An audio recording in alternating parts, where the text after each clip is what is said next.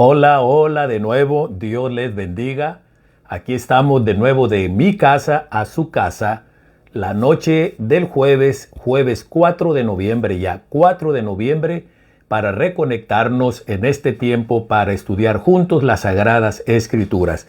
Después de estar de vacaciones durante una semana, celebrando el aniversario, el cumpleaños de mi esposa, fuimos para México, estuvimos en Hermosillo con la familia de mi esposa. Luego bajamos hasta Ciudad Obregón para estar con la familia de su servidor y agradecemos a Dios por este magnífico tiempo que Él nos concedió. Y en esta noche pues aquí estamos de nuevo, de regreso, y créanmelo, extrañé, aunque disfruté muchísimo, extrañé este tiempo con ustedes estudiando junto la Sagrada Escritura. En la última transmisión que tuvimos concluimos finalmente con el estudio de la epístola del apóstol San Pablo a los Efesios. Y hoy estamos dando inicio a un estudio más. Estuve pensando mucho, orando y considerando sobre qué abordar en esta nueva serie, y al final me decanté por seguir estudiando algún libro de la Sagrada Escritura, porque al final, nada es tan importante en la vida nuestra como tener una comprensión cada vez más clara, más profunda y hasta donde mi capacidad lo permita, más precisa de lo que la Biblia enseña. Así es que hoy vamos a iniciar el estudio de la epístola del apóstol Santiago, conocida en nuestras Biblias como la epístola universal de Santiago o la epístola católica de Santiago. En algunas versiones de la Biblia se traduce como católica. En la nuestra, en la versión Reina Valera, se traduce como la epístola universal de Santiago. Así es que, sin más preámbulo, vamos a entrar al estudio de esta palabra. Y quiero agradecerles a cada uno de ustedes que ya están conectados, y quiero invitarles para, como siempre, que le pongan ahí compartir, para que aquellos que son sus contactos tengan la posibilidad de unirse en esta transmisión en este momento, o posteriormente en algún momento que tengan tiempo puedan ver este video y participar de este estudio de manera diferida. ¿Qué les parece si oramos y le invitamos al Espíritu Santo para que venga? Porque al final Él es el Maestro real. Él es el que nos permite acceder a las verdades. Él es el que nos permite entender las verdades. Él es el que nos trae la luz para comprenderla y luego nos da la fuerza para poderla aplicar a nuestras vidas. Señor, en esta noche estamos muy agradecidos por la oportunidad que nos das de reconectarnos en este tiempo para estudiar juntos tu palabra. Hoy estamos dando inicio a una aventura más a través de uno de los libros del Nuevo Testamento, una de las epístolas breves que tenemos en la Biblia, conocidas y calificadas o que están en la categoría de epístolas generales, universales o católicas, particularmente la epístola de Santiago. Señor, una epístola que sin duda alguna habrá de representar una gran bendición y una gran experiencia de aprendizaje, pero sobre todo de crecimiento espiritual y de fortalecimiento en nuestra fe. Oramos, Padre, para pedir que tu Espíritu Santo nos dé luz, nos dé la iluminación, la capacidad para entender, la capacidad para comunicar. Luego también tu Espíritu Santo nos dé la capacidad para poner en obra todos aquellos principios y verdades prácticas que vayamos descubriendo a lo largo del estudio de esta epístola. Somos tuyos y nuestro mayor deseo, Señor, es conocerte cada día más, conocer tu palabra cada día más, para que a través de ese conocimiento nuestra relación contigo sea cada vez más estrecha y nuestra vida como cristianos sea más fructífera. En tus manos estamos, Padre, en el nombre de Jesús. Amén y amén. Muy bien, antes de entrar, quiero mandarles un saludo de parte mía, en lo personal, y de parte de mi esposa, la hermana Becky, que nos acompaña en esta noche aquí desde su casa en Phoenix. Y también nos está acompañando Luna, que en esta ocasión Luna está descansando, está dormida. Así es que, pero también les saluda Luna y Rebequita de trabajo todavía. Así es que bienvenidos de nuevo Y vamos ya entonces al estudio de esta epístola. Voy a leer el versículo número 1 y partiendo del versículo 1, hoy queremos ver solamente los aspectos introductorios de la epístola. Probablemente vamos a ver aspectos generales alrededor de la epístola, antecedentes de la misma, y vamos a ver probablemente nada más el versículo 1, que en nuestras Biblias tiene el título de Saludos de Santiago o Salutación. Vamos a empezar leyendo entonces Santiago capítulo 1, en el versículo 1 que dice: Santiago, siervo de Dios y del Señor Jesucristo, a las 12 tribus que están en la dispersión, salud. La Nueva Versión Internacional traduce de la siguiente manera: Santiago, siervo de Dios y del Señor Jesucristo, a las 12 tribus que se hallan dispersas por el mundo, saludos. Y la Nueva Versión Internacional dice: Yo, Santiago, esclavo de Dios y del Señor Jesucristo, escribo esta carta a las 12 tribus, los creyentes judíos que están dispersos por el mundo. Bueno, en esta última versión hay elementos que estiran un poco el texto, pero vamos luego a revisar con detenimiento este primer versículo de la epístola. Lo primero que debo de decirles es que en esta salutación nosotros encontramos, como en todas las epístolas, encontramos información que es muy importante, que nos permite identificar quién es el escritor y, número 2, quién es el receptor de esta epístola. Esta epístola de Santiago se conoce como epístola general, epístola universal o epístola católica, porque no aborda o no está dirigida a una congregación en particular, no aborda un asunto o una problemática en particular o problemas en particular, como es el caso de las epístolas que Pablo escribe, las epístolas que son de carácter más privado o que son de carácter más específico. Esta aborda temas de tipo general. No hay un asunto en particular que el escritor quiera abordar o corregir algún problema en particular a través del escrito de esta epístola. Lo mismo ocurre con Juan, lo mismo ocurre con las otras epístolas generales como nosotros conocemos. Lo que nos dice en el versículo 1 aquí es que el escritor es alguien que se llama Santiago. Para empezar, permítame decir algunos aspectos generales de la epístola. Y voy a leer algunas anotaciones que vienen en una aplicación para los celulares. No me parece que esté esa aplicación disponible para laptops o para computadora. Y es una aplicación que yo les recomiendo, particularmente aquí los cafetaleros. Yo les recomendé a todos que pusieran esa aplicación en sus celulares. Y esa se llama YouVersion. YouVersion, para leerlo en español. YouVersion. YouVersion se leería más o menos en inglés, pero es YouVersion. YouVersion. Es una aplicación donde uno tiene acceso a la Biblia en diferentes traducciones y hay acceso para leerla en diferentes idiomas. Es una aplicación que contiene recursos para los niños muy buenos. Contiene la película Jesús, una película extraordinaria basada en el Evangelio de Lucas. Y además contiene muchísimos devocionales de diversos tipos, con diferentes temáticas y con diferente extensión. Algunos devocionales que duran 7 días, otros que duran 30 días, me parece que es de los más largos que hay. Y además contiene planes diversos para leer la Biblia en un año, que a propósito, ya nada más nos quedan unos cuantos días, 57 días nada más nos quedan del año 2021.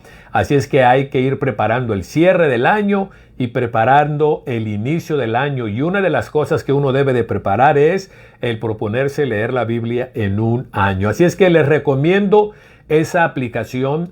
La mayoría de ustedes supongo que la conocen y la tienen, Pero para los que no la tengan, ahí va de nuevo el nombre, se llama YouVersion. YouVersion, Y-O-U y versión, sin el acento. Es una muy buena aplicación. Estas notas que voy a compartir con ustedes con respecto a la introducción de esta epístola son tomadas de esta aplicación, donde al inicio de cada libro que tú leas, sea del Antiguo o del Nuevo Testamento, hay una buena cantidad de notas introductorias que nos permiten familiarizarnos con aspectos generales del libro que vayamos a leer o a estudiar.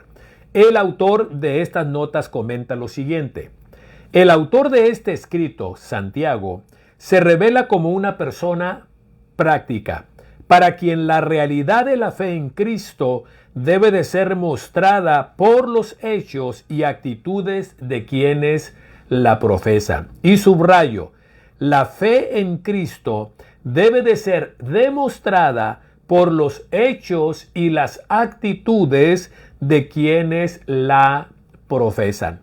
Continúa diciendo, la epístola de Santiago no está especialmente dedicada a adoctrinar acerca de cuestiones teológicas, sino a animar a los creyentes a que sean hacedores de la palabra y no tan solamente oidores, como lo dice en el capítulo 1, versículo 22.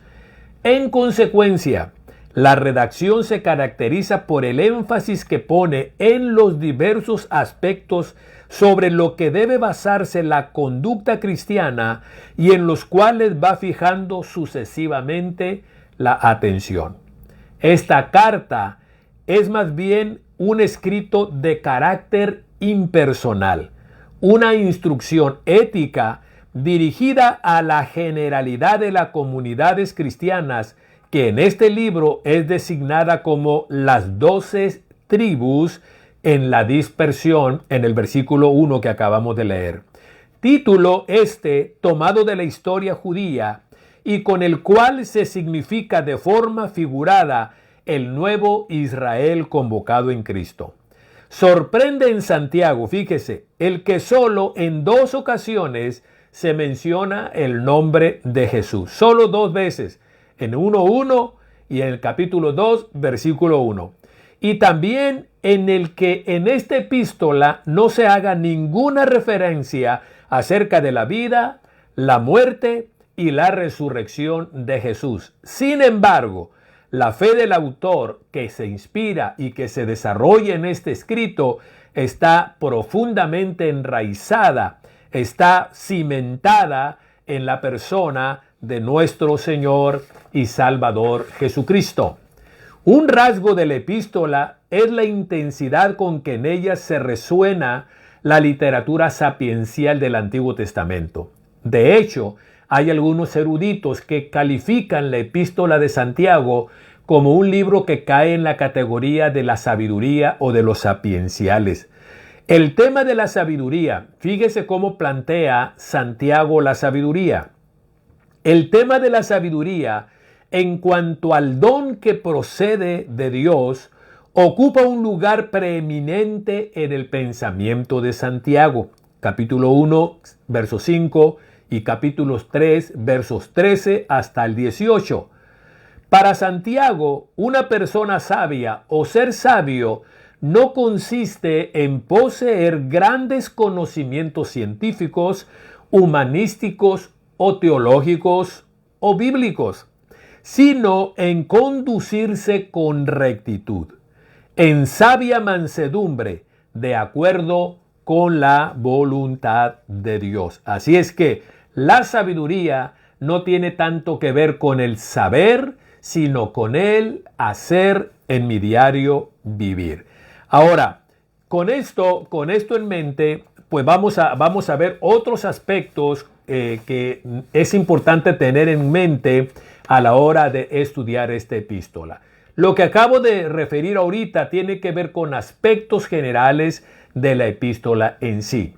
Vuelvo al texto, versículo 1, repito, el autor es Santiago. ¿Quién es este Santiago? En el Nuevo Testamento hay varios Santiagos o Jacobo, Jacobo o Santiago son dos maneras, de hecho, por ejemplo, si usted lee una Biblia en inglés, dice, y algunas Biblias en español traducen como la epístola de Jacobo, en lugar de Santiago. Y en inglés ocurre también lo mismo. Así es que Santiago estaban los discípulos, Santiago estaban, y ahí se menciona también a Santiago en el libro de los Hechos, que era el líder de la iglesia judía en Jerusalén en los primeros años. Usted recordará en el libro de los Hechos, cuando se realiza en el capítulo 15, aquella discusión que se conoce como el primer concilio general de la iglesia, donde se abordó el problema de si era necesario que los gentiles que se convertían a Cristo necesitaban guardar toda la ley, particularmente si necesitaban circuncidarse para completar la salvación. El líder de la iglesia junto con Pedro allí en Jerusalén era Santiago. Y ese Santiago en cuestión que se menciona allí en el capítulo número 15 de los Hechos, se le conoce y Pablo lo identifica como Santiago, el hermano del Señor. Así es que la tradición sostiene, a lo largo del tiempo ha sostenido que el escritor de esta epístola es nada más y nada menos que Santiago, el medio hermano de Jesucristo mismo. ¿Y por qué medio hermano? Bueno, porque era hermano por parte de mamá. Porque recordemos, ¿verdad?, que Jesucristo fue concebido por el poder del Espíritu Santo. José no intervino ahí. Así es que por eso es que son medios hermanos. Este Santiago es hijo de carne y sangre de María y de José. Y la Biblia nos habla en el Nuevo Testamento de otros hermanos que Jesús tuvo y también hermanas que Jesús tuvo. Hay otra epístola general que nosotros encontramos en el Nuevo Testamento que lleva el nombre de Judas. Esa epístola, que es solamente un capítulo, ese Judas también es medio hermano de Jesús y es hermano completo de Santiago, del cual vamos a estar hablando en las próximas semanas. ¿Cuántas? No sabemos. Así es que él es el autor. Sobre Santiago debemos de recordar que durante el ministerio terrenal de Jesús, la Biblia nos da testimonio de que los hermanos de Jesús no creían en él. Marcos y Mateo nos hablan de que los hermanos de Jesús, no así María, obviamente su mamá, pero los hermanos no creían en Jesús en su carácter de Mesías, de Redentor, de Salvador. No lo veían así. De hecho, en algún momento ellos llegaron a decir de su hermano, de Jesús, que estaba fuera de sí. Ahora, estos hombres que antes de que Jesús muriera y resucitara, no abrazaron el mesianismo de su medio hermano. Obviamente uno debe de entender lo particularmente difícil que ha de ser para un hermano en la carne, por parte de mamá, el poder reconocer, admitir y reverenciar a mi medio hermano como el Mesías, como Dios mismo hecho carne.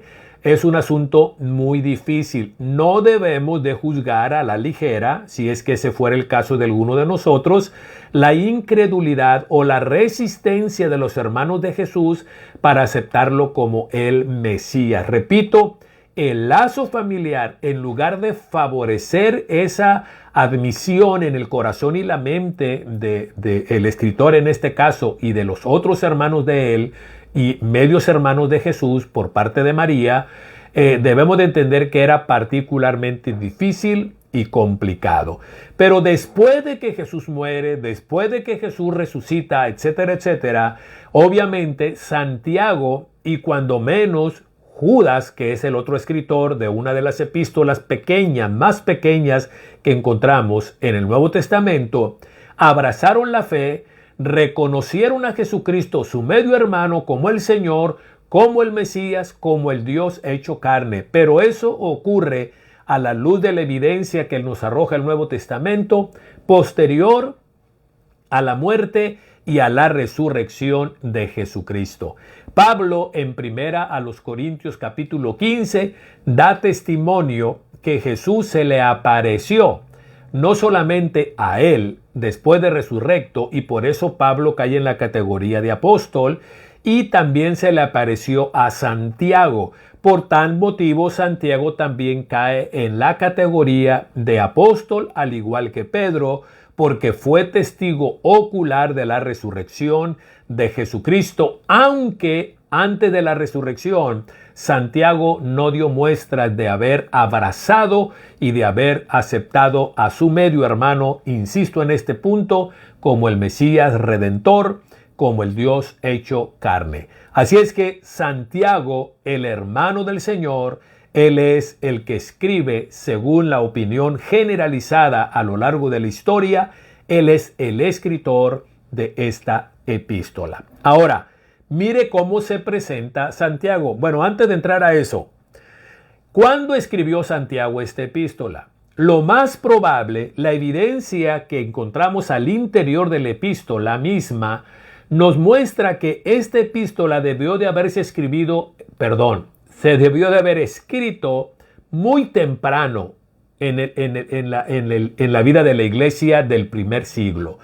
Recordemos, dije ahorita que en el capítulo 15 se nos habla del concilio, de esa reunión que tuvieron allí en Jerusalén con la resolución de que ya no se molestara a los gentiles que se convertían a Cristo con la idea de que tenían que guardar toda la ley en general y particularmente que necesitaban circuncidarse.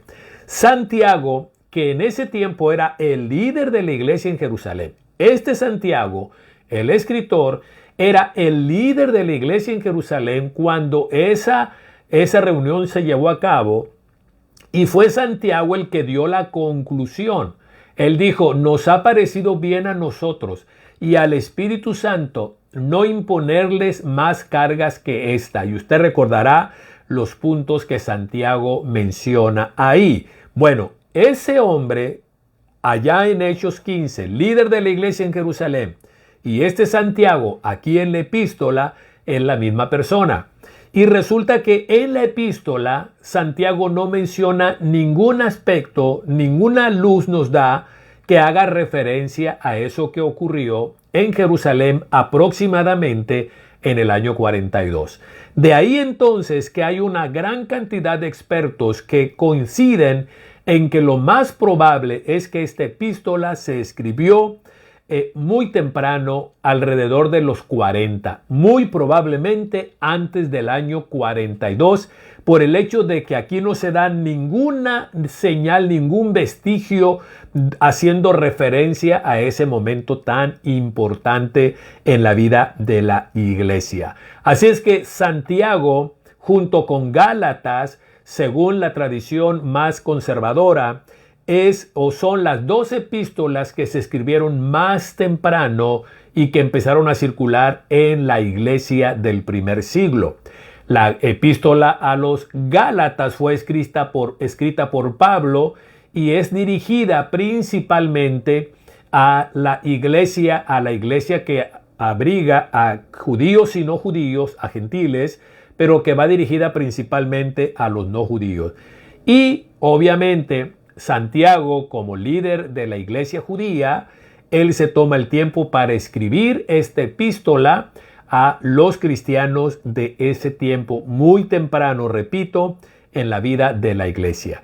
La otra razón por la que se piensa que tuvo que ser temprano es lógica, porque la tradición establece que Santiago murió como mártir, murió lapidado, murió a pedradas, alrededor del año 61 de nuestra era. También entonces por esa razón se debe de establecer que esta epístola fue escrita muy temprano, a inicios de la historia de la iglesia cristiana. Así es que con esos dos puntos de vista o esos dos referentes que acabo de mencionar, estableceremos como una de las opiniones más conservadoras, pero también más aceptadas a lo largo de la historia de los que estudian la Escritura, que este Santiago es, número uno, el medio hermano de nuestro Señor Jesucristo, y que escribió esta epístola muy temprano, alrededor del 40-41, él escribió esta epístola, que junto con la de Gálatas, escrita por el apóstol Pablo, se convierten en las epístolas que se escribieron más temprano en la historia de la iglesia cristiana y que empezaron a circular. Ahora, esta epístola, antes de eso, ¿cómo se identifica? ¿Cómo se nos presenta Santiago? Santiago es muy escueto al referirse a su persona. No se autodenomina como apóstol. Pablo lo hace así en todas sus epístolas. Santiago, por otro lado, es más escueto en su presentación, pero a la vez es más impresionante, repito, por lo que dije al principio, por la relación sanguínea y carnal que había entre él y el Señor Jesucristo. Santiago se presenta de la siguiente manera. Él dice, siervo de Dios y del Señor Jesucristo. Hay otras versiones que traducen, siervos de Jesucristo, quien es Dios y quien es el Señor. Es otra variante que aparece en algunas versiones, no en muchas, de este versículo 1. La mayoría de nuestras traducciones traducen como se lee en la Reina Valera. Siervo de Dios y del Señor Jesucristo. Ahora, Santiago se nos presenta con este sustantivo. Yo soy un siervo. Y la palabra siervo, según las anotaciones que hace William Barclay en su comentario a esta epístola, dice, esta palabra siervo implica 4 cosas. Cito a Barclay que dice, número 1, esta palabra siervo en la boca de Santiago implica una obediencia absoluta. Es muy importante que nosotros entendamos el concepto de Señor y el concepto de siervo que tanto Pablo en general y Santiago en este caso particular y el Nuevo Testamento hablando de Jesucristo en los Evangelios, los conceptos que la Biblia maneja acerca de estos dos sustantivos, el siervo y el Señor. La primera implicación cuando Santiago dice siervo es que él está diciendo soy una persona con una obediencia absoluta. Comenta, el esclavo no tiene más ley que la palabra de su amo.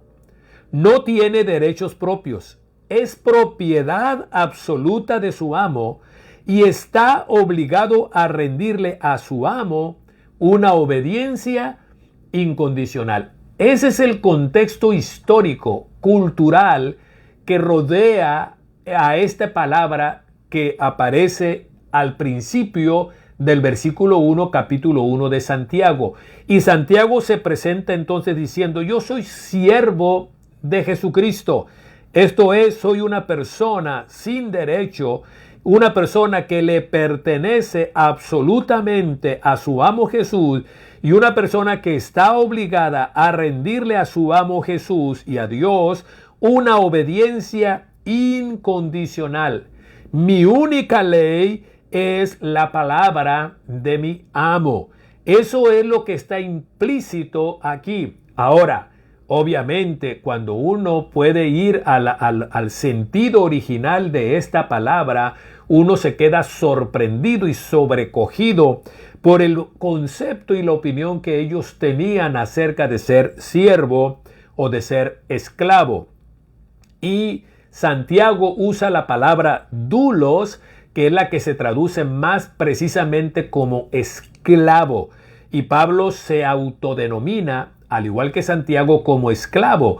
Y Pablo dice, soy un esclavo en cadenas. Así es que, mire usted, ahora, volvamos a la relación que había entre Santiago y Jesús en la carne. Eran medios hermanos. Y qué tremenda capacidad de Santiago, aunque al principio no aceptó la mesianidad de su hermano Jesús, ahora, posteriormente a su resurrección, él tiene una experiencia con su hermano resucitado, lo reconoce como el Salvador, como el Mesías, pero además lo reconoce como su Señor. Y él se pone con respecto a su medio hermano como un siervo que obedece de una manera absoluta, de una manera incondicional y que lo declara como el dueño absoluto de su vida. Repito, en términos generales, reconocer a Jesús de esta manera o presentarme con relación a Jesús en esta categoría de siervo es impresionante, pero que lo haga su hermano en la carne, obviamente esto reviste todavía un punto todavía más extraordinario. La segunda implicación de la palabra siervo. La primera es obediencia absoluta. La segunda es humildad absoluta. Obediencia absoluta y humildad absoluta. Es la condición de un hombre que no piensa en sus privilegios, sino en sus deberes. Muy lejos de la cultura que hoy nos toca vivir. Hoy vivimos en una cultura donde todo mundo estamos peleando nuestros derechos, lo que merezco, lo que me toca, lo que me corresponde. Regularmente ahora nuestra sociedad está orientada hacia allá. Y obviamente uno entiende que muchas veces a lo largo de la historia se ha abusado, se ha pisoteado y se ha hecho caso omiso de los derechos que los demás tienen. ¿Por qué razón? Por la misma razón de que cada vez se ha ido generalizando más la idea de que lo que me interesa es mi privilegio a expensas de los privilegios de los demás. Yo busco mis derechos a expensas de los derechos que los demás tienen. Bueno, hoy vivimos en una cultura donde todo mundo, el énfasis es ¿qué voy a ganar? ¿Cuál es mi derecho? ¿Cuál es mi privilegio? El siervo, en el contexto del Nuevo Testamento, por lo contrario, es una persona que no piensa en sus privilegios. Su mente está enfocada en sus deberes con respecto a su amo. No en sus derechos, sino en sus obligaciones. Es la palabra que describe a un hombre que se ha perdido a sí mismo en el servicio de Dios. ¡Wow! Pablo dijo, la única razón por la cual mi vida cuenta y es importante es acabar la obra y el ministerio que recibí de mi Señor Jesucristo. Ahí está entonces esa actitud de humildad absoluta. Repito, no enfatiza los privilegios, sino los deberes. No enfatiza sus derechos, sino sus obligaciones. Y estoy perdido como siervo en el servicio que le debo a mi Señor. En este caso, Dios y Jesucristo es lo que dice Santiago. Tercera implicación es una lealtad absoluta. Resumo, obediencia absoluta. Y note por favor la palabra absoluta. 2, humildad absoluta. Y número 3, lealtad absoluta. Fidelidad absoluta. Apocalipsis dice, sé fiel hasta la muerte. Es decir, sé fiel a mí aunque tu fidelidad implique o te coloque en el riesgo de perder la vida, debes de serme fiel. A eso se le llama lealtad o fidelidad absoluta. Es la posición de una persona que no tiene intereses propios, porque todo lo que hace, lo hace para Dios. Su provecho y sus preferencias personales no entran en sus cálculos. Le debe su lealtad absoluta al Dios que lo compró a través de la sangre que su Hijo derramó en la cruz del Calvario. Estos matices de la palabra dulos o siervos es muy importante que nosotros los consideremos y obviamente tenemos que extrapolar estos contenidos a la realidad que hoy nos toca vivir. ¿En qué punto estamos? ¿En qué punto somos cercanos? ¿Y en qué aspectos nos hemos alejado mucho del concepto original que tenían los escritores del Nuevo Testamento, sobre todo, con respecto a cómo se veían a sí mismos con relación a Jesús? ¿Cómo se veían a sí mismos con relación a Jesús? Somos siervos. Número 4. La cuarta implicación, resumo, obediencia absoluta. 2, humildad absoluta. 3, lealtad absoluta. Y número 4, era la palabra que encerraba la máxima gloria para el escritor Santiago. Está lo de arriba, humildad, obediencia y lealtad absoluta. Sin embargo, esto no era un asunto que degradara o rebajara a Santiago o lo hiciera sentir menos o inadecuado. Él no se presentaba a sí mismo como siervo de Jesucristo como algo que lo avergonzara o como algo que lo marcaba de alguna manera para mal. El llamarse a sí mismo siervo de Dios y de Jesucristo, para él era su máxima gloria. Ser siervo de Dios y ser siervo de Jesucristo es la máxima distinción que él podía presentar. Y de hecho, él pudo haber escrito como Pablo, pudo haber escrito Santiago, siervo y apóstol de Dios y del Señor Jesucristo. Pero Santiago omite el otro título honorífico que él tenía. Los padres de la iglesia, Jerónimo y otras personas que sucedieron a los apóstoles cuando ellos murieron, dan testimonio de que Santiago, el escritor, era el líder de la iglesia y era contado entre los apóstoles en el tiempo del primer siglo. Pero Santiago, repito, mire cómo se percibe. Y no hay título de mayor honor para Santiago, como lo fue para Pablo, que presentarse como siervo de Jesucristo. Moisés se le llama el siervo de Jesucristo, mi siervo Moisés. Y Dios, cuando dice de Moisés, mi siervo Moisés ha muerto, no lo usa en un tono despectivo, no lo usa en un sentido donde la dignidad o el valor de Moisés es rebajado, sino que cuando Dios se refiere a Moisés como mi siervo, Dios lo que está haciendo es elevando a Moisés a una posición de relación de privilegio con respecto a Dios. Siervo es lo que me permite acceder a la mente, al corazón, participar en los planes de Dios, tener intimidad con Dios.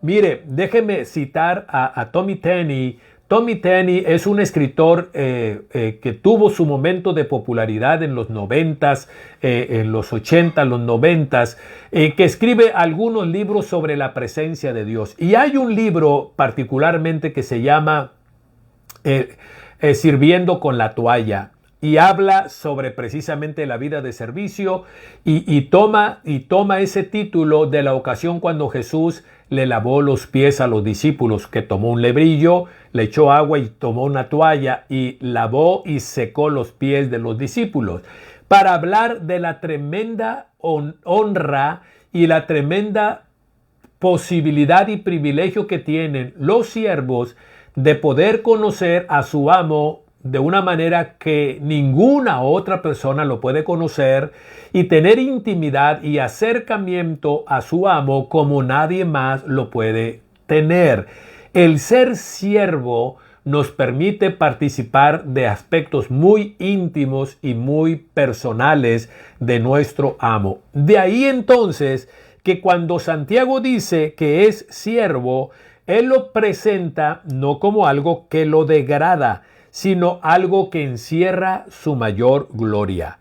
Lejos de ser un título deshonroso, comenta William Barclay, es el que se aplicaba a las grandes figuras del Antiguo Testamento. Déjeme citar un caso que menciona Tommy Tenney en su libro que acabo de referir, donde habla sobre el servicio. Él dice que en su casa su papá tenía la oportunidad y la costumbre de cuando visitaban en su iglesia, algún misionero llegaba y visitaba, el papá tenía la buena costumbre de hospedar a todos esos misioneros en su casa. Tenía un lugar especial para los misioneros que llegaban de paso. Y a Tommy, hijo de este pastor que hospedaba a los misioneros que llegaban de paso, A él le encantaba, dice, a mí me encantaba estar cerca de los misioneros porque me fascinaban todas las historias que platicaban. Y recuerdo que una vez, después de que terminamos de cenar, dice, mi papá y el misionero, X misionero, se fueron a la sala y yo me acerqué por ahí porque quería escuchar la plática que siempre era muy interesante, muy amena de los misioneros. Y entonces mi papá, como era la costumbre en aquellos años, le dijo, esta es una plática de adultos, así es que por favor retírate a tu recámara. Él se levantó a regañadientes y se fue a su recámara. Pero dice Tommy, yo no me quedé con las ganas de escuchar esas pláticas. Pero dice, mi papá me había dado una orden y yo no podía ir en contra de esa orden. Pero pensando, ¿cómo puedo hacerlo para estar ahí y que mi papá no me corra y yo poder disfrutar de lo que puedan platicar? Y se le ocurrió algo a Tommy. Dice que agarró el cajón de bola, bajó de donde estaba en su recámara, llegó a la sala donde estaba su papá y el misionero y luego le dijo, papá, por favor, quisiera que tener el privilegio de cepillar, de darle lustre, de bolear, diríamos en Sonora, de bolear o de darle bola a los zapatos del hermano que nos está visitando. Y entonces el papá le dijo, adelante hijo, boléale los zapatos al misionero. Pero él en realidad lo que quería era participar de la plática. La cuestión es esta, o el punto que Tommy Tenney hace con toda esta historia es la siguiente. Cuando él asumió la actitud de siervo, limpiarle los pies, como dice, bolear, lustrar los zapatos del misionero, asumió una posición de servicio, de humildad, de sencillez. Eso le permitió introducirse a un momento íntimo en la plática de su padre y de su invitado. Eso es el privilegio que nos da el ser siervos de Dios. Repito, es alguien que está muy cercano a Dios, conoce el corazón de su amo, conoce los planes de su amo y tiene un gran privilegio de poder participar en los planes que su amo tiene. Ahora, el hecho de ese título de honor se deriva, sobre todo, después de entender las implicaciones de arriba, obediencia absoluta, humildad absoluta y lealtad absoluta, el aspecto de su gloria por ser siervo radica en el hecho de quién es siervo. Y él es siervo de Dios y del Señor Jesucristo. Nada más y nada menos. Usted sabe, yo puedo ser empleado doméstico o empleada doméstica, alguna hermana, y dependiendo de quién sea mi jefe, yo me voy a sentir un poco apenado o me voy a sentir la gran cosa. No es lo mismo ser un empleado doméstico de alguien que nadie conoce a ser el empleado doméstico de la casa del presidente de los Estados Unidos o de México. Si a alguien le digo, es que yo soy empleado doméstico, soy el mayordomo, o soy el que le da cuidado a los jardines, que no deja de ser un siervo, diríamos ese término despectivo que usamos muchas veces en México, soy el criado del presidente de los Estados Unidos, en lugar de decirlo con desgano y con pena, yo lo diría con gran pompa. ¿Por qué? Por la magnitud del personaje a quien le estoy sirviendo, como empleado doméstico o como criado o como gato, si le quieren decir todavía de una forma más despectiva. Así es que Santiago se siente súper honrado de saber que fue escogido por Dios para que sea su siervo, siervo de él y siervo de su Señor Jesucristo. Alguien que ha sido llamado para que le ayude a su Señor, que forme parte en los planes que su Señor tiene de redimir a la humanidad. Así es que, mis amados hermanos y hermanas, tú y yo como hijos e hijas de Dios, eso es lo que somos por la gracia de Dios, pero no se nos debe de olvidar que en relación a Jesús y su autoridad, que en relación a Dios y su autoridad, nosotros somos siervos y siervas. Y es algo que nos debe de llenar de mucha satisfacción. pero debemos de recordar lo que implica el ser siervo. Implica obediencia absoluta, implica humildad absoluta e implica lealtad absoluta, pero que al final, en virtud de quién somos siervos, de a quién le servimos, se convierte ese título en nuestro mayor título de gloria. Este es Santiago el que está escribiendo. Estas pocas palabras nos permiten asomarnos un poco al corazón que tenía Santiago. No era un orgulloso, no echaba carta, no hace ni una sola mención, ni aquí ni en ninguna otra parte, que es hermano de quien es. El que menciona, el que nos da la información de que este Santiago es el hermano del Señor es Pablo. Ni siquiera Santiago jamás se presenta de esa manera. Sencillamente dice Santiago, siervo.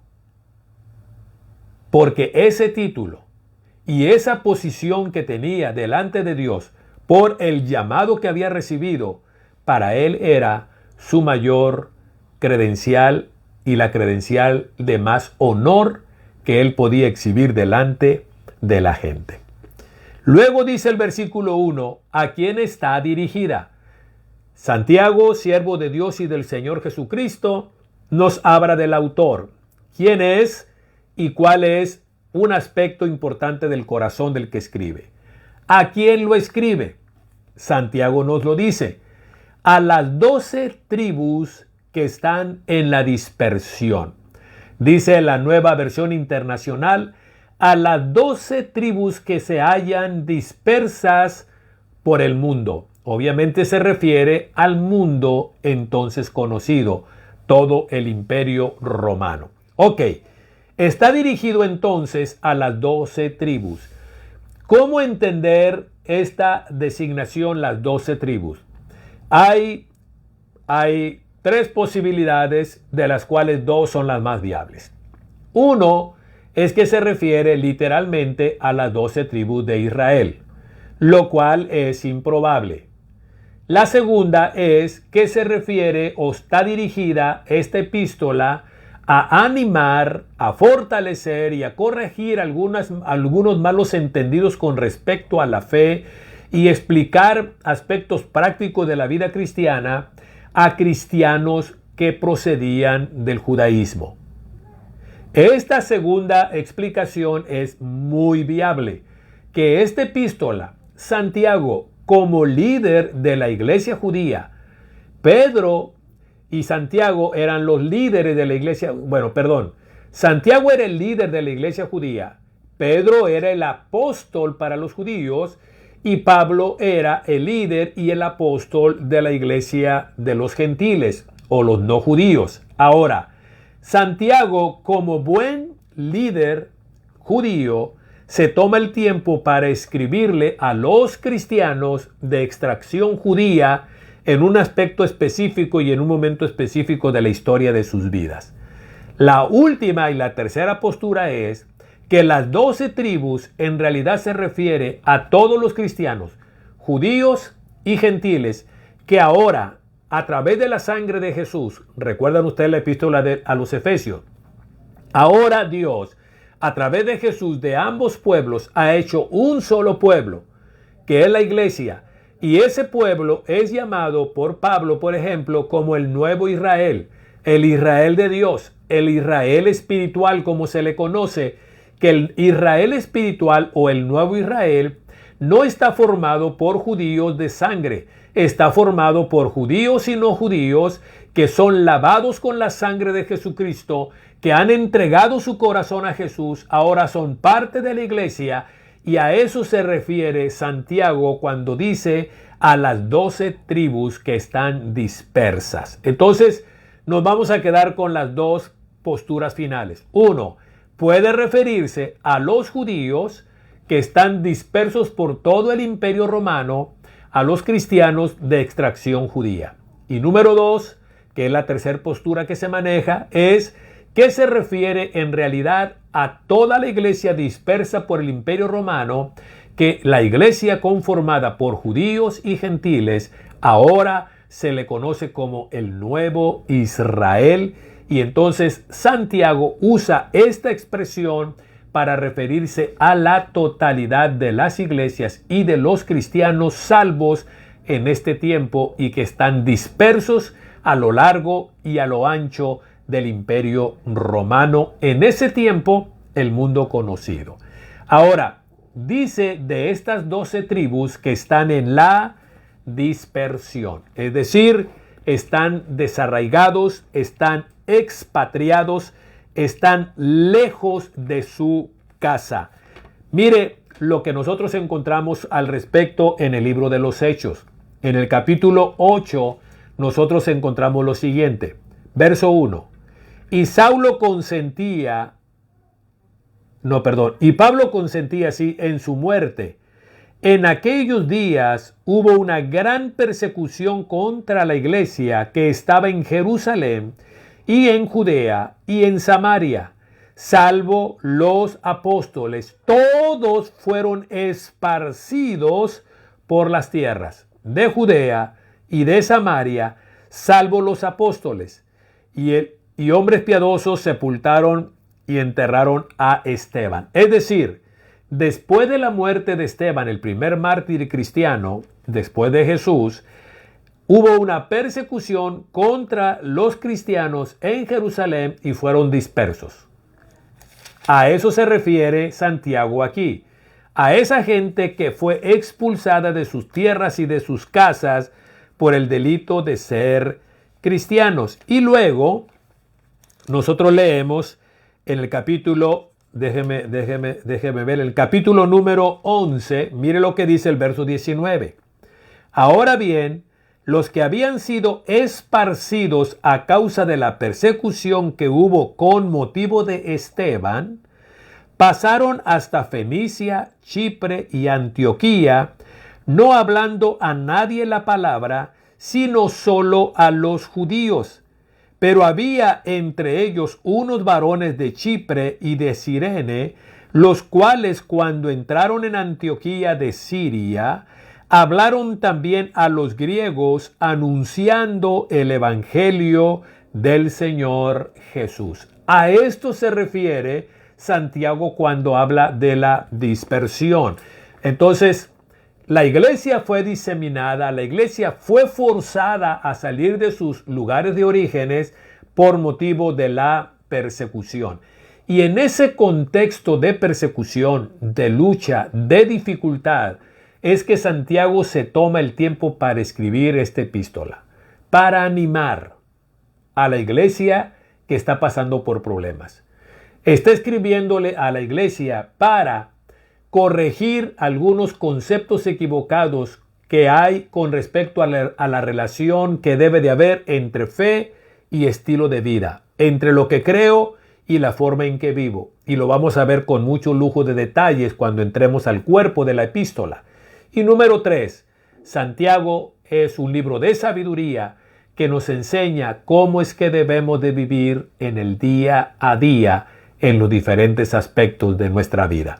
Así es que esto es lo que encontramos en el versículo número 1 y concluye en este primer versículo de la salutación o del saludo, termina con la palabra saludos o salud a todos ustedes, mis hermanos y mis hermanas, que por causa de la persecución están dispersas por todo el mundo conocido en aquel tiempo, a lo largo y a lo ancho del Imperio Romano. Todo esto nos permite tener un cuadro general de cuál es la situación en la que se encuentra la iglesia a estas alturas de su nacimiento, unos cuantos años de que la iglesia ha nacido, han pasado unos cuantos años del día del Pentecostés cuando la iglesia nace y la iglesia ya está pasando por serias dificultades, oposición, persecución, descrédito, es impopular, es rechazada al punto que ahora se encuentra dispersa por la persecución, se ven forzados, repito, a abandonar sus lugares de origen, particularmente en Jerusalén. Salen de ahí y se desparraman por todo el imperio romano. Y Santiago, el libro de los Hechos, Lucas nos da esta información adicional, que por todos los lugares donde estos creyentes judíos eran dispersados, la gran mayoría de ellos judíos eran dispersados por la persecución que inició Pablo, por donde iban anunciaban el Evangelio. Por donde iban anunciaban el Evangelio. Y vamos a ver una serie de detalles increíbles a los que nos va a introducir Santiago luego aquí en el versículo número 2. Pero por hoy concluimos con este primer versículo y con estas primeras notas y comentarios que tienen que ver con la introducción general a la epístola universal, a la epístola general o a la epístola católica de Santiago, escrita alrededor del año 40 por Santiago, el hermano, medio hermano de nuestro Señor Jesucristo, quien se nos presenta como siervo de Dios y del Señor Jesús. Padre, te doy gracias por esta primer lección que tú nos permites en la epístola que lleva el nombre de Santiago. Una epístola que nos va a llevar de una manera muy hermosa a considerar aspectos prácticos de nuestra fe y de nuestro caminar contigo. Señor, oramos para que tu Espíritu Santo nos ayude. Oramos para que tu Espíritu Santo nos anime. Y en muchos sentidos, nosotros como iglesia estamos enfrentando momentos de dificultad. Y permite que podamos ser animados a través de esta epístola, que era uno de los propósitos de Santiago al escribir. Permite que podamos, Señor, corregir cualquier malentendido entre la conexión que debe de haber entre fe y estilo de vida, que es otro propósito de Santiago. Y ayúdanos a poder extraer los principios para la vida práctica que abundan, Señor, en esta epístola y que los podamos aplicar en nuestro contexto y en nuestra situación. Te pedimos todo esto en el nombre de Jesucristo y te doy gracias, Señor, en esta noche por este tiempo. Aleluya, aleluya. Que Dios les bendiga, que Dios les guarde. Gracias por acompañarnos en esta primer lección de la epístola de Santiago. Con el favor de Dios, nos volvemos a conectar el próximo jueves a la misma hora. Amén. Bendiciones.